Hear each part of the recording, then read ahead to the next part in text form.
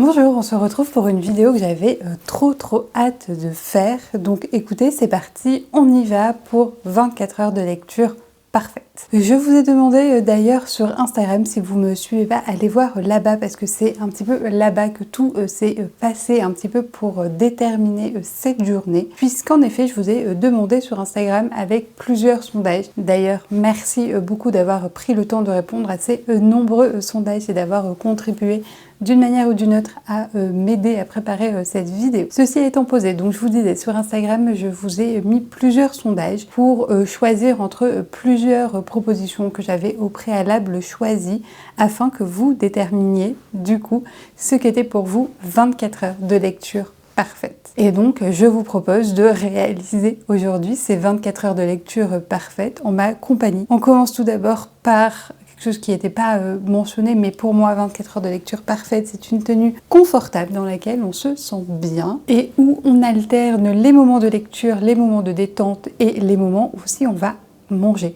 Donc écoutez, sans plus de blabla, je vous propose qu'on attaque cette matinée. La première question que je vous avais posée, c'était le choix du livre. Et peut-être je vais vous montrer l'autre livre qui n'a pas été sélectionné. Vous aviez le choix entre Le ciel dans sa fureur d'Adeline Fleury, publié aux éditions J'ai lu. Je trouve que la couverture est magnifique, vraiment. Qui est un livre qu'on m'a offert, qu'un ami m'a offert. Je le trouve vraiment magnifique. Et Adeline Fleury, c'est une journaliste, essayère et romancière. Elle a écrit un autre livre que je ne connaissais pas.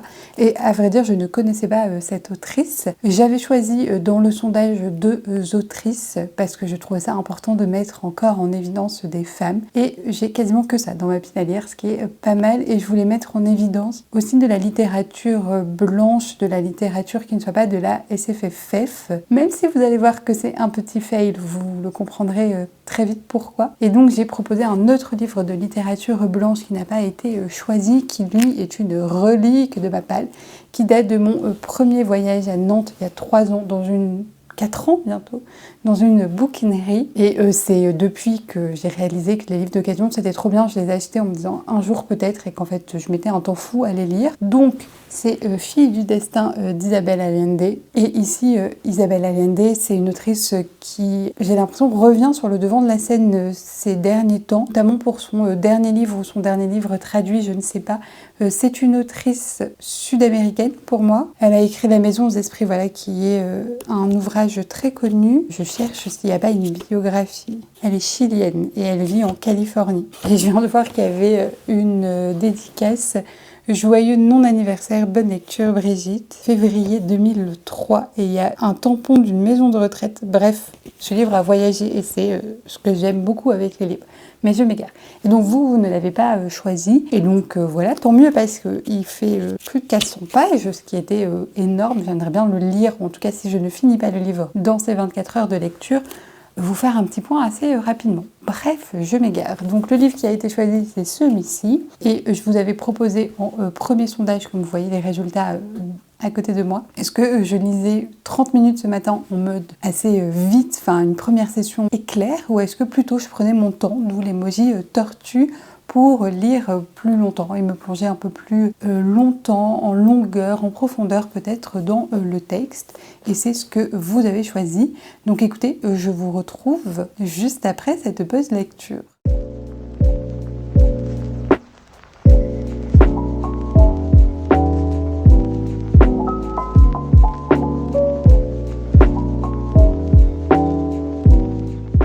À l'heure où je tourne ce clip de cette journée, il est 11h déjà. Le temps file. J'ai commencé à lire autour de 9h30. J'ai lu 1 heure, puis j'ai pris mon petit déjeuner. Enfin voilà, j'ai un petit peu fait en longueur, comme vous avez préconisé dans le sondage. Mais j'ai quand même lu 87% du texte. 87%, pas du tout, 87 pages, qui correspond, vous le voyez peut-être, à un tiers du livre, 35% exactement. Et j'aime beaucoup. Je vous ai dit, je voulais mettre en avant des livres de littérature blanche et c'est un petit peu un fail. Vous allez voir pourquoi. Écoutez, je sais pas quoi vous en dire tellement que c'est... Voilà, c'est chelou, c'est étrange, mais j'adore, je suis à fond dans ma lecture, j'arrivais pas à le poser. Et quand le timer a sonné, puisque j'ai essayé de vraiment jouer le jeu de l'heure de lecture, j'étais « non, je veux lire encore ». Donc j'ai très hâte de m'y remettre. Bref, je trouve qu'il ressemble un petit peu à ce que j'ai pu ressentir en termes d'ambiance, en termes de thème, et aussi de trigger warning, je pense, au livre Je pleure encore toute la beauté du monde de Charlotte McConaghy, que j'ai lu il n'y a pas très longtemps et que j'ai adoré. Donc j'ai l'impression qu'on se dirige vers ça, ce qui me réjouit, parce que j'ai adoré cette lecture, même si ça a été une lecture très difficile. Ici, dans Le ciel dans sa fureur d'Adeline Fleury, revenons à ce qui nous préoccupe, à savoir le livre que vous avez choisi. On est dans un village du Cotentin, un village à la fois singulier par les actions qui vont se dérouler, mais à la fois tellement symbolique de cette fin des années 80, 90, parce qu'on parle encore en franc, dans ces villages de campagne française. Ici, on a l'arrivée de ceux qu'on appelle du lotissement, donc ces nouvelles familles qui viennent s'installer un petit peu avec la périurbanisation, qui s'opposent un petit peu aux campagnards, aux agriculteurs qui sont là depuis belle lurette. Et dans ce contexte, on a deux femmes qui arrivent de la ville. La première, elle s'appelle Julia et elle est vétérinaire et elle reprend un petit peu l'activité vétérinaire du village.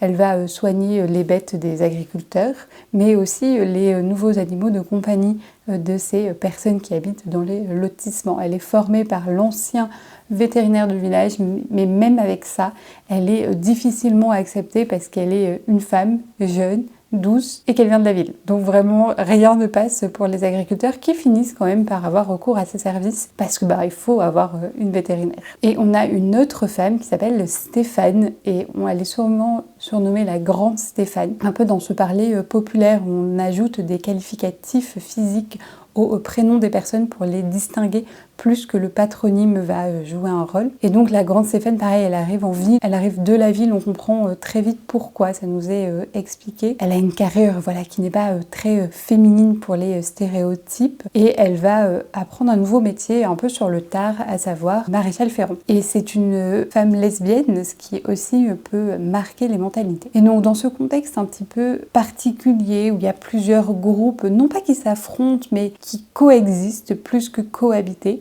donc les personnes du lotissement, mais aussi tout ce qui est agriculteurs, personnes de la campagne vraiment, mais aussi les pêcheurs. Dans ce petit village, fin des années 80-90 en France, on ne sait pas trop, on parle en franc, qui périclite vraiment, mais où il y a ces personnages qui arrivent de la ville. On a aussi tout le folklore normand, avec les fées, les gobelins, etc. Donc voilà, ça c'est un petit peu pour l'ambiance. Pour l'histoire, il se passe quelque chose d'effroyable, vraiment. Et donc attention, trigger warning, parce que c'est dur vraiment à lire. Et en plus, il y a des descriptions qui sont assez précises. Et c'est en ça aussi que je trouve qu'on a... C'est pas que dans l'ambiance, en fait, aussi dans le récit, dans ce qui nous est narré, des points communs avec le livre que je citais précédemment. En effet, on a une sorte de serial killer qui va tuer des animaux et les mutiler à un niveau plus. C'est vraiment pour le plaisir de mutiler ces animaux. Et j'en suis là. En fait, il y a un début d'enquête qui est mené et on a un journaliste qui arrive pour mener l'enquête aussi parce que les gendarmes prennent pas tellement ça au sérieux. Le journaliste, c'est un enfant du village qui a quitté ce village, qui revient.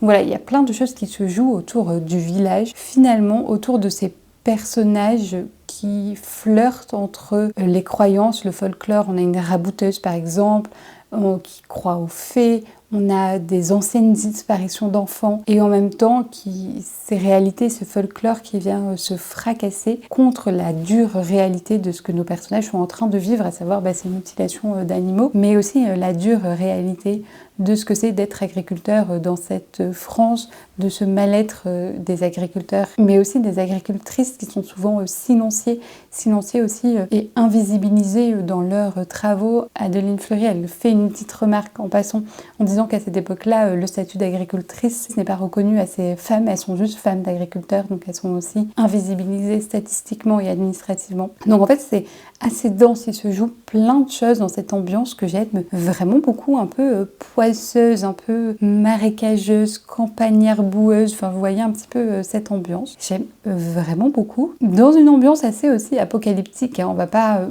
cacher ça ou ce folklore, on ne sait pas trop ce qu'il cache. Et je vous le disais, c'est peut-être un fail pour ne pas présenter un livre de SFFF parce qu'il me semble avoir vu, et en tout cas c'est un peu ce que moi je ressens à la lecture de ce livre, oui, avoir vu hier quand je l'ai sorti de ma pile à lire sur Goodreads, d'avoir vu qu'il y avait une dimension fantastique, un petit peu quelque chose où on ne sait pas trop où est la réalité, où s'arrête la réalité, qu'est-ce qui est et qu'est-ce qui peut être expliqué par la réalité, vous voyez. Et c'est vraiment vers ça qu'on se dirige. Donc écoutez, c'est un bon choix, c'est un bon cadeau parce que pour le moment, j'aime beaucoup. Là, on nous dit Adeline Fleury nous immerge dans une atmosphère fascinante et nous, le lecteur, on n'en dort plus. Alors j'espère que je vais dormir ce soir, mais en tout cas, vraiment, j'aime beaucoup. Trêve de blabla pour ce clip. Et là, vous avez choisi, je vous avais proposé en sondage une pause parce que je savais qu'il allait me falloir une pause et je vous avais dit est-ce que c'est plutôt création de contenu, ce qui m'aurait arrangé, on va pas se mentir, si j'avais pu commencer à monter le début de cette vidéo, mais c'est pas ce que vous avez choisi, donc écoutez, je vais vous écouter, vous avez plutôt privilégié un vrai moment de détente, une vraie pause, et je vous avais mis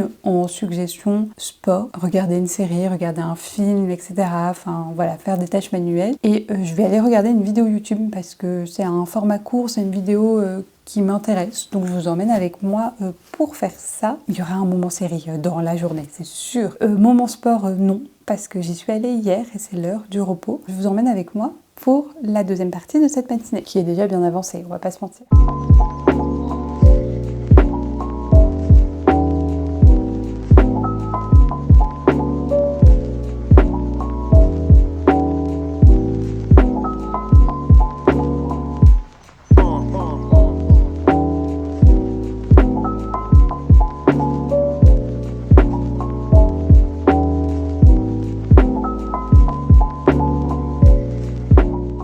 On se retrouve, on est en début d'après-midi et j'ai plein de choses à vous dire. Déjà tout d'abord, oui, je me suis changée parce que vous l'avez vu au temps, il fait extrêmement froid dehors et j'avoue que ne rien faire, juste lire, il faisait assez froid donc bref, je me suis changée et c'est un pull que j'ai chiné et j'ai beau le laver, il a toujours l'odeur des lessives des autres propriétaires, cette lessive assez chimique, assez, enfin qui sont très forts le parfum et ça me dérange un peu. Mais bon, bref, on n'est pas là pour parler de ça. J'ai plein de choses à vous dire. Donc j'ai fait une pause, comme vous me l'avez recommandé suite au sondage. Pause durant laquelle j'ai regardé une vidéo slash un podcast filmé d'une créatrice de contenu sur YouTube et aussi sur les réseaux sociaux spécialisée dans le montage en vidéo. Elle fait des choses largement au-dessus de ce que je fais. Elle est d'ailleurs formatrice pour ça. Mais juste, ça me fascine ce dont les gens sont capables de faire avec un logiciel de montage. Donc j'aime bien regarder ce qu'elle fait et clairement pas m'inspirer ou alors à une période tellement lointaine parce que j'en suis pas là. Donc j'ai fait ça, puis après j'avais faim, c'était la pause bien méritée du midi, bien méritée, on dirait que cette journée est éprouvante, pas du tout, je fais que des choses que j'aime bien, donc c'est vraiment très chouette. Et je suis aussi reconnaissante de pouvoir le faire. Bref, du coup j'ai mangé, je vous ai pas filmé mon repas qui n'avait rien d'extraordinaire. Et j'ai mangé en regardant une vidéo booktube un petit peu avec Paper et Cornelius. Donc c'était la vidéo de Paper Palace, leur petit vlog tous les deux à Lille. Et j'ai beaucoup rigolé en même temps qu'eux et ça m'a fait plaisir de retrouver Lille, ville dans laquelle j'ai vécu d'ailleurs. Ça c'était un petit peu pour le débrief des activités autour de midi. Et maintenant on va arriver tout doucement dans cet après-midi. Après-midi que, encore une fois, vous m'avez aidé à choisir, à composer pour arriver finalement à ce vlog des 24 heures de lecture parfait. Vous m'avez d'abord conseillé d'aller lire dehors, mais comme je vous l'ai montré, ce n'était pas possible et vraiment c'est de pire en pire. Donc il fait moins gris que tout à l'heure. Au moment où j'ai filmé les images pour vous prouver que je pouvais pas aller lire dehors. Mais il y a un vent, c'est horrible, il fait trop froid dehors, donc bref. À la base, on devait aller lire dehors cet après-midi. On va clairement pas faire ça, vu le temps qu'il fait et qui fait très froid. Donc je vais vous montrer un autre coin où on va aller lire cet après-midi. J'ai changé de coin de lecture en me disant, bon, je triche un petit peu, mais en même temps, je compose avec les éléments météorologiques. J'ai lu, et j'ai vraiment pas mal lu. J'ai lu 1 heure, en vrai.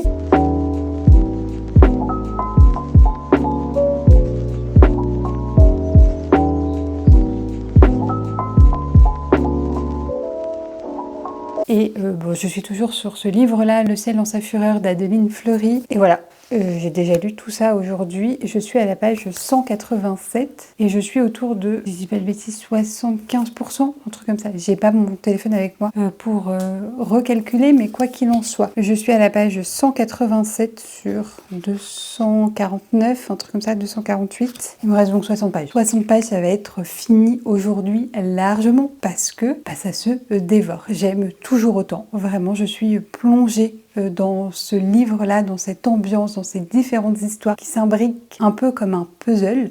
Et j'aime bien cette sensation, je ne sais pas si vous l'avez compris au fur et à mesure des vidéos sur cette chaîne, mais j'aime bien quand tout se met en place et tout est lié, relié entre eux et où le mystère prend son sens. Alors là, j'en suis pas là pour le moment, j'ai pas les grandes révélations qui, je pense, vont advenir, mais cette ambiance, je suis plongée dedans. Donc il y a de plus en plus de meurtres d'animaux et de mutilations d'animaux, et on comprend qu'il y a des secrets dans le village qui ont été enfouis d'année en année et qui ressurgissent là. J'ai quelques pistes sur qui fait ça. En fait, on sait à peu près sans savoir, et on a par moments un peu sous forme de, pas de pensée, je sais même pas ce que ça pourrait être, mais c'est écrit en italique par exemple ici, on va dire les pensées, un peu comme la voix intérieure du personnage qui fait ça. Et donc j'ai plusieurs pistes, je sais pas si c'est la bonne. Mon hypothèse, parce que encore une fois dans ce livre, et c'est pour ça que je vous disais dans le plan précédent, on est un petit peu sur un livre de fantastique qui a trait au fantastique parce que la frontière est assez mince entre nos personnages ont des croyances issues du folklore normand et ces croyances ne sont pas simplement des croyances, mais existent réellement et ont une prise, et du coup on basculerait peut-être dans quelque chose de plus fantasy. Et on est sur cette ligne, sur cette crête un petit peu entre les deux. Mais du coup c'est trop cool. Il y a même notre personnage, une de nos personnages principales, Julia, qui dit ça à un moment donné. Je vais essayer de vous retrouver ça. Cette terre normande est parcourue d'ondes étranges, d'énergies contradictoires qui fragilisent les nouveaux arrivants, les secouent, font vaciller leur rationalité. Depuis leur arrivée au village, les deux anciennes citadines ont du mal à comprendre comment des gens, aussi ancrés dans la terre, peuvent être autant attachés à tous ces contes et légendes de fantasmagorie. Cela doit avoir quelque chose à faire avec la mort. Les superstitions entourant les fantômes sont bien plus commodes à se représenter que la réalité et la finitude de sa pourriture. J'ai trouvé cette phrase trop belle, vraiment très poétique, et en même temps, ce qui résume tellement bien l'ambiance de ce roman. Et donc du coup ma théorie, on va voir si c'est ça, c'est qu'en fait c'est ce personnage un petit peu innommable qui est à la fois le petit garçon disparu, mais à la fois l'autre petit garçon qui existe dans notre temporalité, un petit peu particulier, mais en même temps la réincarnation d'une autre personne. Tout ça, ça fait une sorte de mélange, et je pense qu'on se dirige vers cette théorie-là pour expliquer qui tue ces animaux et qui sème cette forme de terreur dans ce village. J'ai hâte de voir comment en 60 pages à peu près, tous les secrets vont être exposés, ou en tout cas une grande partie d'entre eux, et comment tout ça va nous permettre de faire la lumière sur les récents événements dans ce village.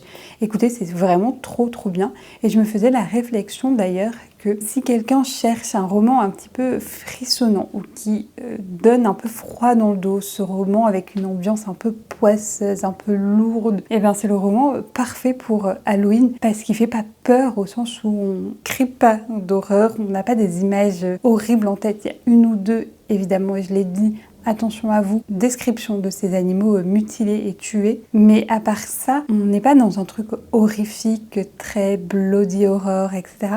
On est vraiment dans un roman d'ambiance assez noir, assez visqueux, poisseux. Et vraiment, pour la nuit d'Halloween, c'est parfait. Ce livre me plaît de plus en plus. Donc écoutez, ça c'est fait, il me reste 60 pages, donc je vais le finir aujourd'hui avec vous, ce qui m'arrange quand même pas mal, et vous aussi. La suite de l'après-midi, c'est donc, là vous m'avez accordé une longue pause d'1 heure, et j'avais proposé entre 30 minutes et 1 heure, et je vais aller regarder un épisode de série. En ce moment je regarde The Diplomat, la saison 3 qui est sur Netflix. J'adore.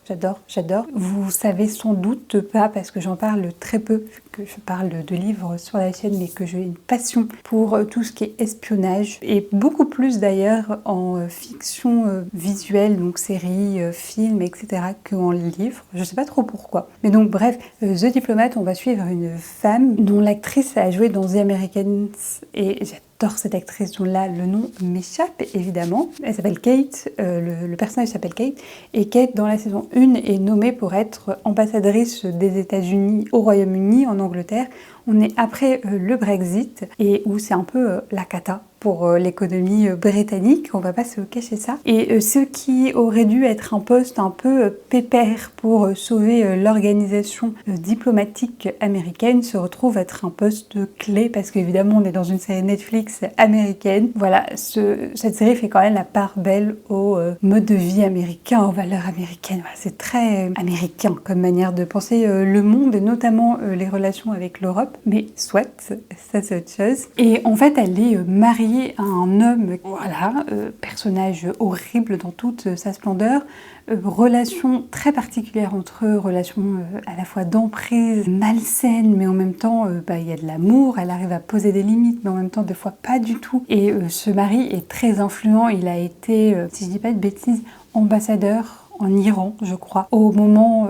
en Iran et en Irak, donc au moment de la guerre, il est un petit peu évincé, c'est pas très clair, et une des raisons pour pas totalement l'évincer, c'est de donner un poste à sa femme, mais en même temps sa femme, elle le mérite aussi, elle travaille et elle est beaucoup plus respectueuse des relations nécessaires à son travail, et du coup il y a cette ambivalence entre elle a ce poste pour punir un peu, sans trop punir son mari, et en même temps parce qu'elle le mérite, et cette ligne-là de fiction va exploser au cours des saisons, et donc là on est dans la saison 3, il se passe des choses très typiques de cette série, et en même temps, est-ce que ça serait pas la saison où elle le quitte, et où elle s'affirme, et où elle est la girl boss qu'elle est en fait, et que nous on décèle chez elle. Je sais pas. Donc écoutez, là ça va être ça l'objet de ma pause, et après il y a encore une session lecture, évidemment, et je vous reprendrai à ce moment-là. Je vous emmène avec moi ?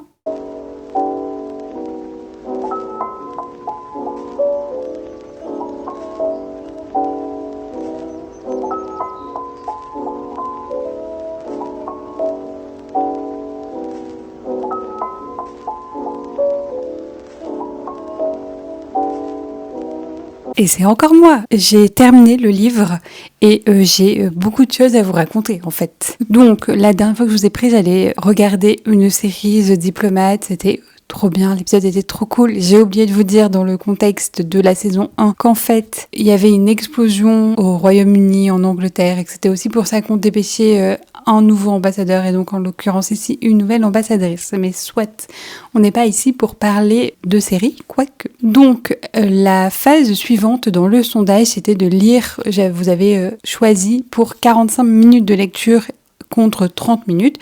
Écoutez, 45 minutes, c'est un format, ma foi, que je pratique très peu. J'ai l'habitude de lire 30 minutes ou du coup des multiples de 30 minutes. Mais 45 minutes, c'était très chouette. Et vous avez voté majoritairement pour en silence et pas pour lire en musique, ce qui m'arrange parce que je lis de préférence dans le silence. Ça me dérange pas de lire avec du bruit, mais il faut que ce soit des bruits de la vie courante, des conversations, etc. Mais en musique, vraiment très peu. Alors que c'était un truc que je faisais vraiment beaucoup quand j'étais adolescente. Soit. Et évidemment, j'ai lu avec du thé parce que ça, je l'ai pas mis à chaque fois dans les sondages, mais je bois beaucoup de thé quand je lis. J'aime vraiment beaucoup ce combo. Donc soit. J'ai pas lu 45 minutes mais 35 minutes pour finir Le ciel dans sa fureur. C'était trop bien. Je vous propose de revenir là-dessus. J'ai pas grand chose de plus à rajouter par rapport à tout ce que j'ai pu dire. On a les réponses à nos questions et ça j'aime vraiment beaucoup. Je trouve que les réponses sont judicieuses, sont très bien construites, que c'était pas du tout la théorie que j'avais en tête. Mais on n'était pas très loin. J'ai trouvé ça vraiment très mignon. Quoi vous dire, à part que ça m'a vraiment plu, et y compris cette ambiance fantastique que j'ai longuement évoquée et qu'on a jusqu'à la fin du roman et jusqu'à l'épilogue qui remet une petite couche, et j'ai trouvé ça très sympathique en fait de pas savoir au final. Même si on a des réponses et que ces réponses peuvent être très rationnel.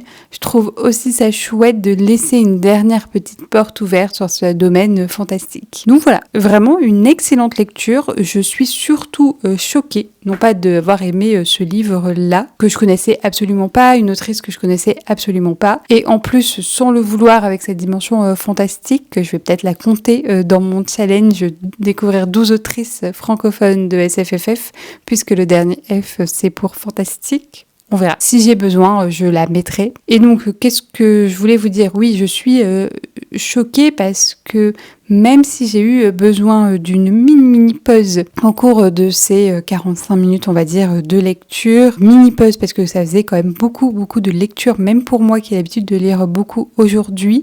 C'est vrai que je lis plus tôt, j'en avais déjà parlé dans les vidéos 24 heures dans la peau de Lucie et de Marion. En fait, j'aime bien ce format parce qu'il me challenge. Je suis plutôt une lectrice, je vais essayer de pas me perdre dans toutes les parenthèses que j'ai ouvertes. Je suis plutôt une lectrice régulière qui lit pas forcément pendant des longues périodes dans une journée, mais qui lit très régulièrement dans une journée et donc très régulièrement dans un mois, dans une année. Et c'est pour ça que je lis autant. Mais je suis pas une lectrice marathonienne, j'aime pas lire en long, en continu. Et c'est vrai qu'aujourd'hui, j'ai pas compté, mais on est quand même à 2h45 de lecture, ce que je trouve énorme pour une journée. Et c'est aussi pour ça que j'avais prévu de faire cette vidéo pendant les vacances.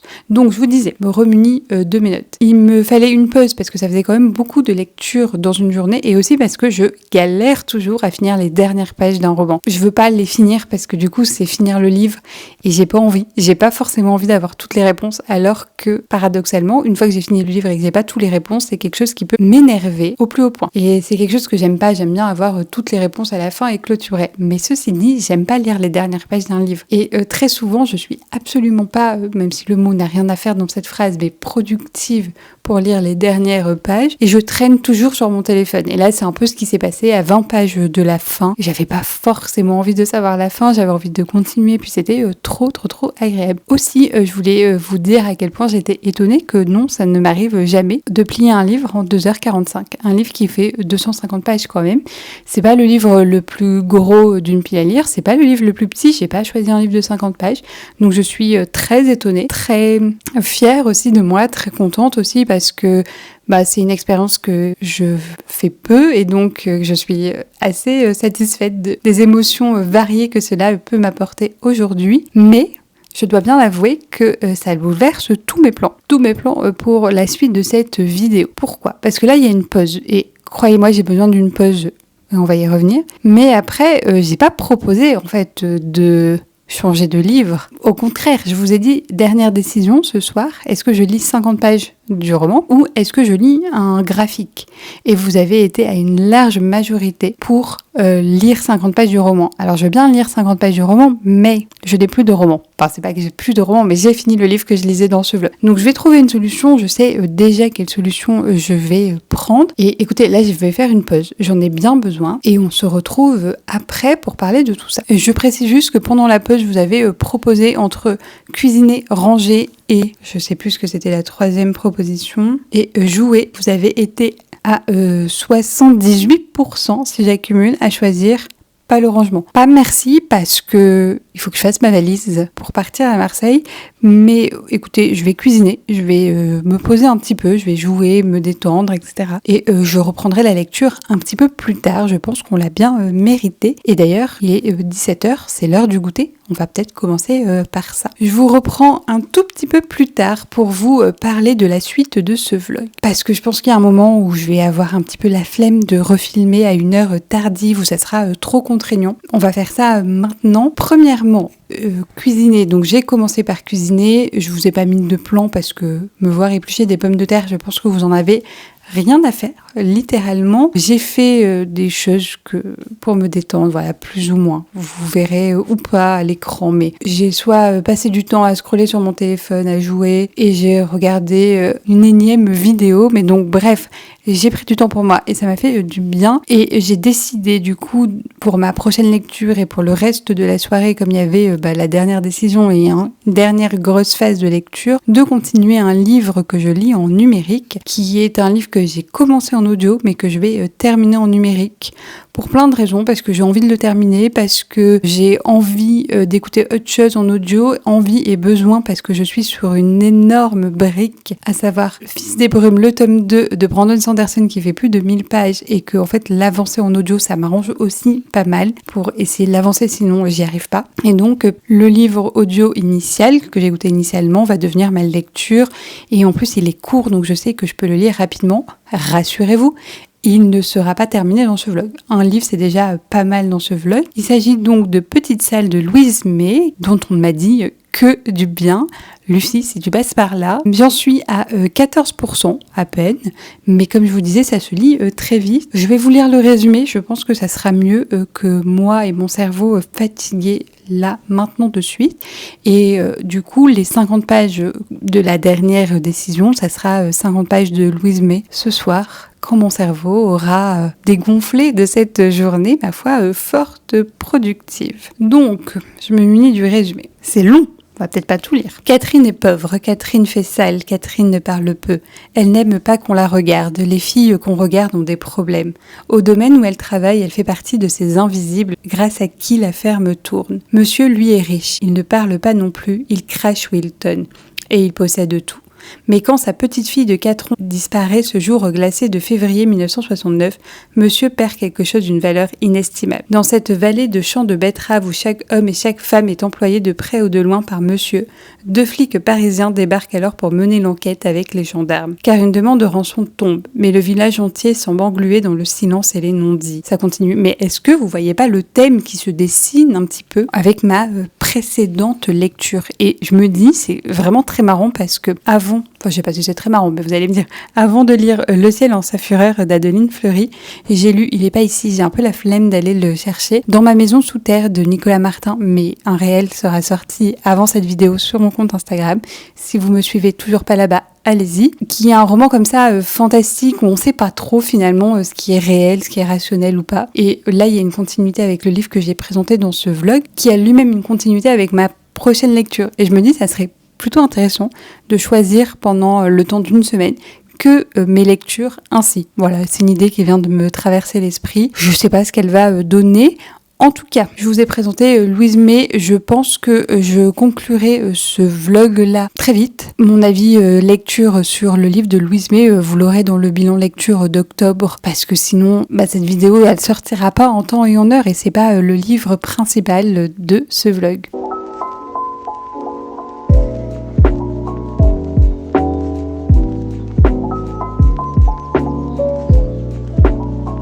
Je reviens vers vous un petit peu pour parler de mon expérience et un peu pour faire un retour limite méta sur cette expérience comme j'avais fait initialement dans les vidéos où je lisais 24 heures comme ou au rythme de Lucie et de Snowza. Déjà, j'ai trop aimé la dimension interactive de cette vidéo parce que même si je suis toute seule chez moi avec mon livre aujourd'hui, en fait c'est quand même vous qui avez décidé de pas mal de choses et je me rends compte que même si évidemment, et c'est le biais dans tous les sondages, que il y avait des directions que j'avais prises et un petit peu que je vous imposais, vu que c'était pas vous qui étiez libre à 100% de mon planning de lecture et de mon planning de la journée, je trouve quand même qu'il y avait cette dimension interactive qui m'a beaucoup plu. De plus, ce qui m'a assez surprise, c'est de voir à quel point vos choix étaient raccords avec mes choix. Et donc là, il y a évidemment un effet d'ensemble de qui était questionné. Peut-être qu'on se suit parce qu'on a les mêmes goûts et donc on répond aux mêmes questions. Peut-être. Je vous laisserai réfléchir à ça. Quoi qu'il en soit, c'est vraiment les 2 points que je vais retenir de cette expérience sur le côté création de contenu. Maintenant, sur le côté lecture, rapport à la lecture, etc., comme je vous le disais dans un plan précédent, je suis hyper étonnée d'avoir pu lire autant. Je ferai peut-être le décompte des pages, mais lire en numérique, c'est pas facile pour compter les pages, je trouve. Mais je suis extrêmement étonnée de voir que j'ai pu lire autant, de ma capacité de concentration. On est jour 1 des vacances scolaires et finalement, je suis peut-être pas si fatiguée que ça pour pouvoir être arrivée à lire tout ça. Bref, quoi qu'il en soit, ça m'a challengée bien évidemment parce que c'est pas mon rythme de lecture habituel. Je passe pas comme ça des journées centrées autour de la lecture. Ceci est illusoire et je pense que je pourrais pas tenir ce rythme à long terme parce que ça demande quand même une force de concentration et une capacité à se concentrer qui est vraiment supérieure à ce que je peux accorder chaque jour à la lecture. Mais par moment, comme challenge, comme dernier petit coup de pied aux fesses pour lire un petit peu plus, surtout que là, ça tombe à la fin du mois, je me dis c'est plutôt pas mal et ça peut me donner lieu à des rituels que je trouve, ma foi, très sympathiques. D'autant plus, ou par ailleurs, je sais plus où on en est en termes de mots, de liaison, mais en tout cas, par ailleurs, ça me montre que j'en suis capable parce que très souvent, je me dis je peux pas lire plus d'1 heure dans la journée ou plus d'1 heure en continu. Et en fait, la preuve que si, même si c'est pas 4 heures par jour, tous les jours, parce qu'encore une fois, ça ne rentrerait pas dans un emploi du temps où je travaille ou où j'ai d'autres choses à faire de ma vie que juste lire et filmer des vidéos, ce qui en soi aussi très chouette comme concept de vie. Mais ça montre que c'est faisable et que je me suis surpassée. Et j'aime bien un petit peu ce sentiment de réussite, cette petite euphorie liée au dépassement de soi, que là en plus je trouve très sain parce que je ne me suis pas mise dans une situation extrême, que au pire si ça marchait pas c'était pas très grave et il n'y avait pas une frustration à gérer derrière, mais en tout cas l'expérience moi m'a plu et donc je conclurai là-dessus. J'espère que vous aussi elle vous a plu, j'espère que vous avez aimé ces 24 heures soi-disant parfaites de lecture à mes côtés, 24 heures que d'ailleurs vous avez en partie choisies peut-être, et pourquoi pas. Et la porte est largement ouverte. Au lieu de poser des questions sous forme de sondage sur Instagram pour que vous choisissiez, et encore une fois avec des questions auxquelles j'ai réfléchi au préalable, pourquoi pas faire une feuille blanche la prochaine fois que vous remplirez de A à Z pour voir si finalement, avec une page vierge, ces 24 heures de lecture que vous allez peut-être écrire sont si éloignées de ces 24 heures-là de lecture que moi j'ai réalisé grâce à vos sondages Instagram. Vous m'avez suivi. Je laisse cette petite porte ouverte. On verra ce qu'il advient pour le futur de cette chaîne avec cette idée. Quoi qu'il en soit, moi j'ai pris beaucoup de plaisir à tourner cette vidéo, à lire en votre compagnie. J'espère que vous aussi vous avez pris du plaisir à regarder cette vidéo. N'hésitez pas à commenter d'ailleurs votre rituel de lecture de la journée ou même un petit emoji grenouille si vous êtes resté jusqu'à là et pour faire honneur à cette couverture que ma foi je trouve toujours magnifique. Merci d'avoir regardé cette vidéo jusqu'au bout. Moi je vous retrouve la semaine prochaine pour une nouvelle vidéo et en attendant lisez bien. Au revoir.